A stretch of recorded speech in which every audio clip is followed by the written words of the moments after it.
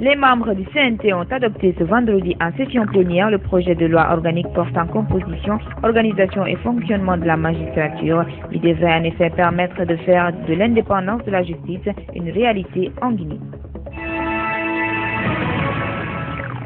La CENI a procédé ce vendredi à l'inauguration des centres de recherche et de documentation électorale. Il s'agit pour l'institution électorale d'inscrire ses travaux dans une synergie d'action en vue de mieux crédibiliser le processus électoral en cours dans le pays. La démarche de la CENI a été rendue possible grâce à l'appui financier de ses partenaires comme IFEF.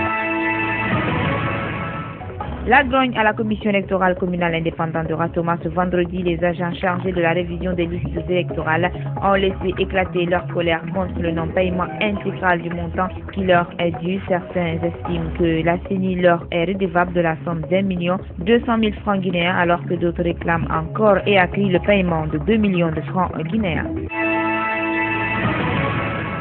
Coup de filet aussi des escadrons des brigades anticriminalité de Conakry, il vient de mettre aux arrêts une dizaine de présumés bandits, dont une fille. Les personnes interpellées auraient à leur actif plusieurs attaques à main armée dans la banlieue de Conakry.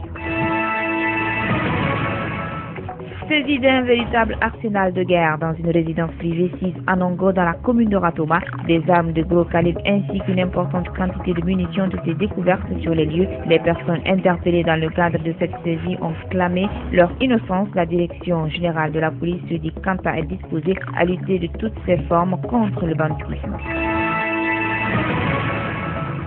Des journalistes et des étudiants de l'Institut supérieur de l'information et de la communication étaient hier à l'ambassade des États-Unis pour une rencontre de concertation. Les discussions ont essentiellement porté sur la notion de la liberté de la presse. Il a aussi été question de la responsabilité des journalistes dans le traitement des sujets sensibles.